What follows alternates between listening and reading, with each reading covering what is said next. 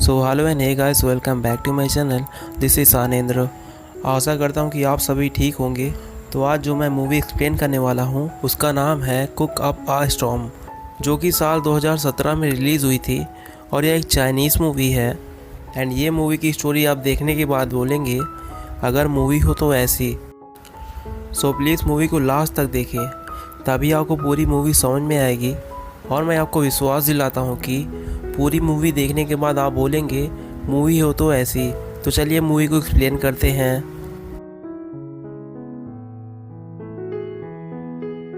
तो मूवी की शुरुआत में हम एक रेस्टोरेंट का देखते हैं जिसका नाम सेवन होता है। सेवन का मतलब 7 लोगों द्वारा मैनेजमेंट किया जाना। और उस रेस्टोरेंट के काउंटर हेड यूनी नाम की एक लड़की होती है जिसका भी टीवी पे इंटरव्यू चल रहा होता है।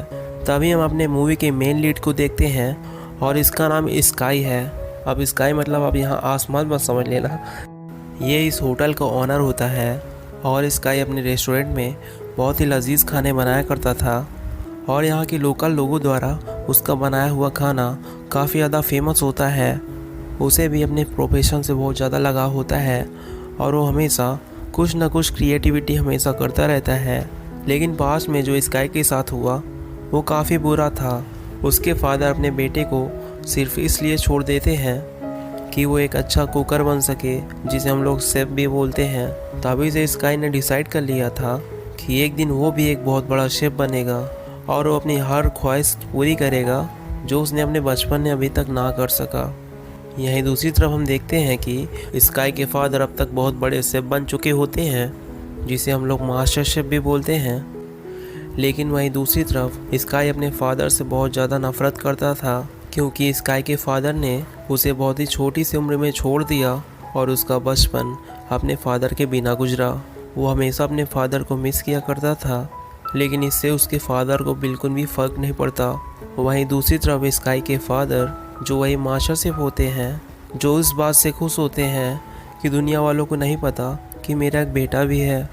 और ये बात स्काई को और ज़्यादा हर्ट करती थी।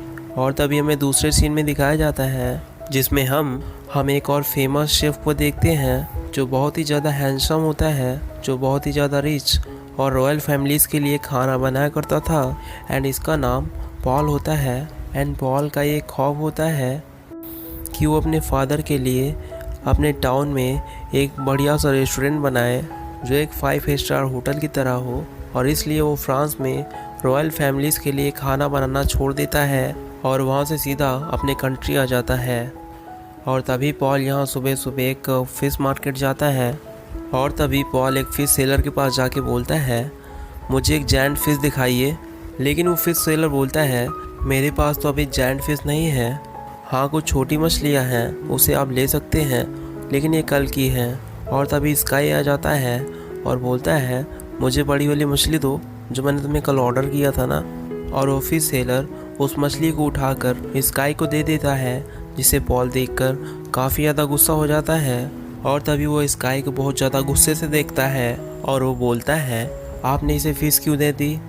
मैंने तभी मांगा था, लेकिन आपने बोला मेरे पास फ़िश नहीं है, लेकिन आपने ये मछली उठाकर किसी और को दे दी। और तभी फिश सेलर जब इन दोनों को गुस्से में देखता है तो वो मछली के 2 टुकड़े कर देता है ताकि अब यहाँ ज़्यादा बात ना बढ़े। लेकिन फिर भी वो दोनों एक दूसरे को गुस्से से घूरे जा रहे थे। और तभी हम दूसरे सीन में पॉल के रेस्टोरेंट को देखते हैं, जो एक 5 स्टार जैसा बहुत ही शानदार रेस्टोरेंट होता है, जो कि दिखने में काफ़ी ज़्यादा लग्जरी लगता है। और पॉल के रेस्टोरेंट की आज ओपनिंग होती है एंड वो बहुत ही ज़्यादा नीट एंड क्लीन एंड बहुत एडवांस तरीके से बनाया गया होता है, जैसा कि एक 5 स्टार रेस्टोरेंट होता है। और इसके रेस्टोरेंट को बहुत अच्छे से डेकोरेट किया गया होता है। पॉल ने जो रेस्टोरेंट ओपन किया था वो स्काई के रेस्टोरेंट के एकदम सामने था, जिसे देखकर स्काई के दोस्त काफ़ी ज़्यादा घबरा जाते हैं, क्योंकि ये नया रेस्टोरेंट इनके कस्टमर्स का ध्यान खींच रहा होता है, जो कि इनके डेली कस्टमर्स को छीनने वाला था। और जिस बात का डर था वही होता है, वहाँ के चीफ गेस्ट उस रेस्टोरेंट का खाना खाने के लिए अंदर चले जाते हैं और उसके बाद सारे कस्टमर्स भी खाना खाने के लिए वहाँ जाते हैं। और तभी स्काई के सारे दोस्त अपने कस्टमर्स को दोबारा अट्रैक्ट करने के लिए एक डिस्काउंट अनाउंस करते हैं और वो सभी फिर से स्काई के रेस्टोरेंट की ओर आने लगते हैं। और तभी ये सब देखकर पॉल के गार्ड को बहुत गुस्सा आता है और वो इन सब से आके लड़ने लगते हैं कि तुम लोगों के साथ मसला क्या है, तुम लोग चाहते क्या हो, हमारी सक्सेस तुम लोगों से देखी नहीं जाती क्या।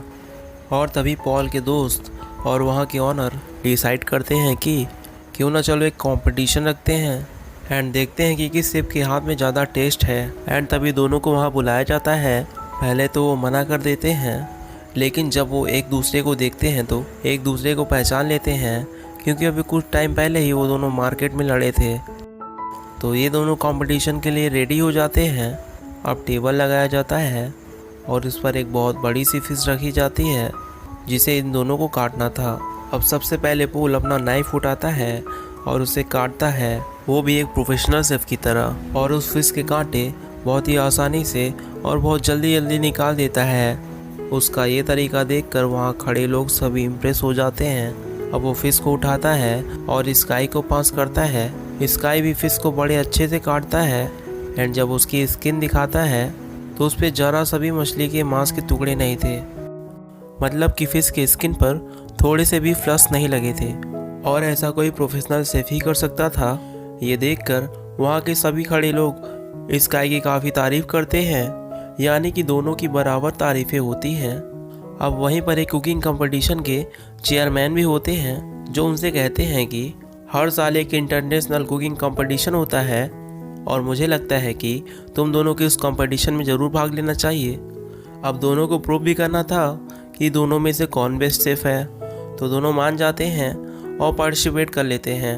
अब पोल मीडिया को बताता है कि मैं फ्रांस में कुकिंग करता था और चाइना के मैंने फील किया कि अब भी यहाँ के लोग पुराने तरीकों को यूज़ करके अब भी खाना बनाते हैं। और ये बात वो स्काई को बोल रहा होता है और ये सब देखकर स्काई को बहुत गुस्सा आता है। अब वहाँ उन्हें पता चलता है कि पहले राउंड में इनका आपस में कंपटीशन होगा और अगर ये लोग इसे जीत जाते हैं तभी ये लोग फाइनल पे पहुँच पाएंगे और इन्हें साथ ही साथ बहुत बड़े मास्टर शेफ से मिलने का चांस भी मिलेगा।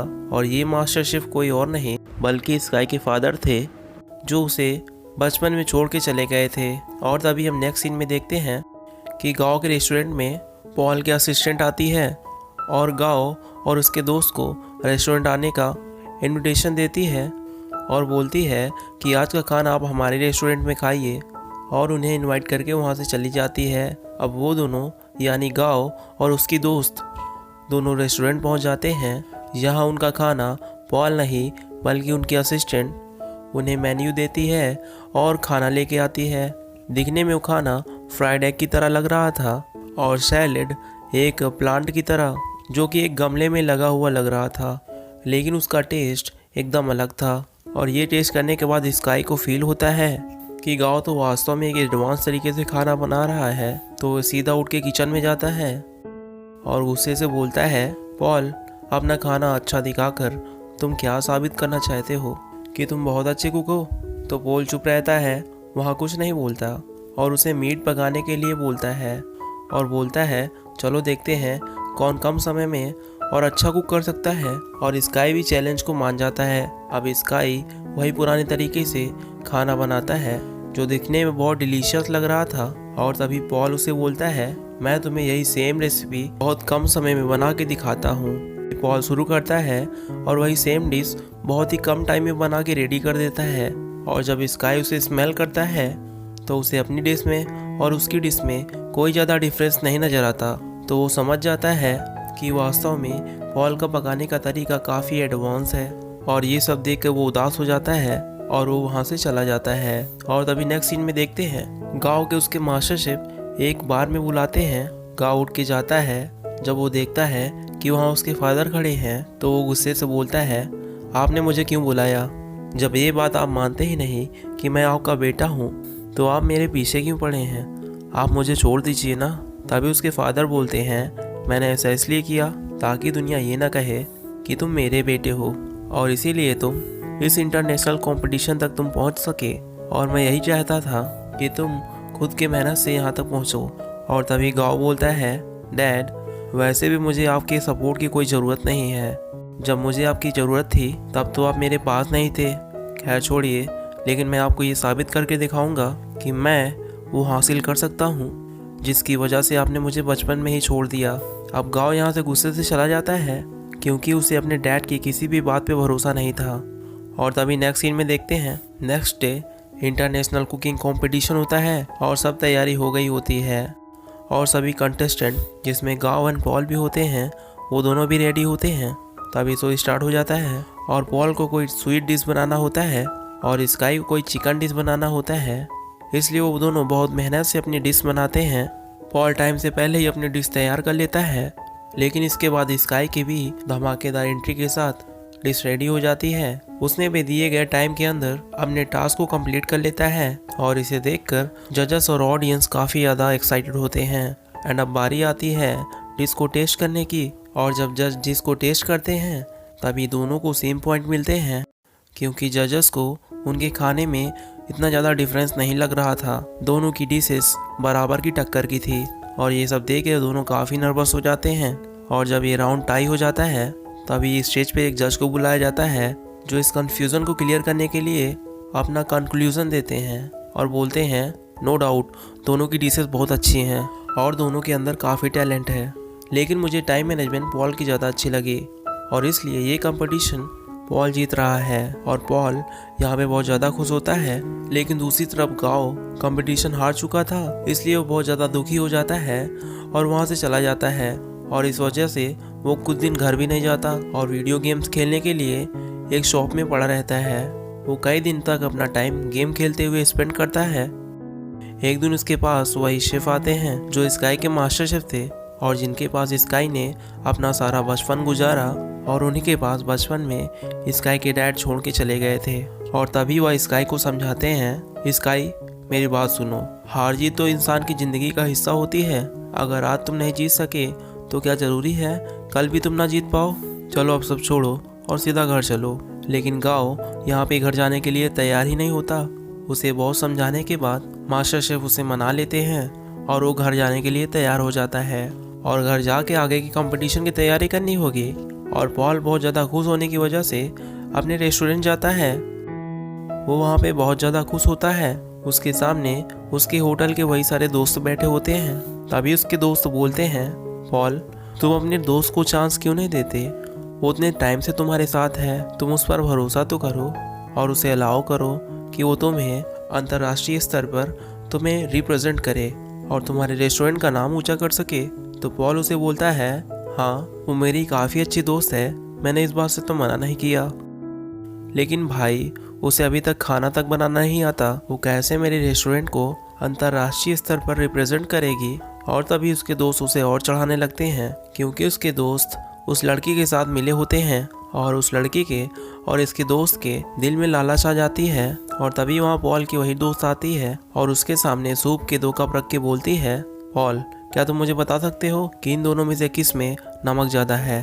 तो यहाँ पर पॉल एकदम शांत हो जाता है क्योंकि पॉल के पास टेस्ट करने की एबिलिटी नहीं होती है। उसके टंग्स यानी कि उसकी जीभ किसी भी चीज़ को परफेक्टली टेस्ट नहीं कर सकती थी और उसे यह प्रॉब्लम नेचुरली थी।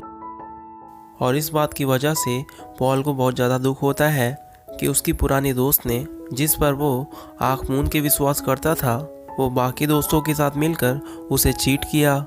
और तभी उसकी दोस्त बोलती है, क्या हुआ पॉल, तुम्हें क्या लग रहा था मैं तुमसे प्यार करती हूँ? ये तुम्हारी एक गलत फहमी थी। मैंने तुमसे दोस्ती सिर्फ इसलिए की थी ताकि मैं तुम्हें यूज़ करके इंटरनेशनल कंपटीशन तक जा सकूं। वैसे जाना तो मेरे लिए पॉसिबल नहीं था, लेकिन आज तक मैंने जो तुम्हारे सीक्रेट को राज रखा उसके बदले में तुमने मुझे क्या दिया?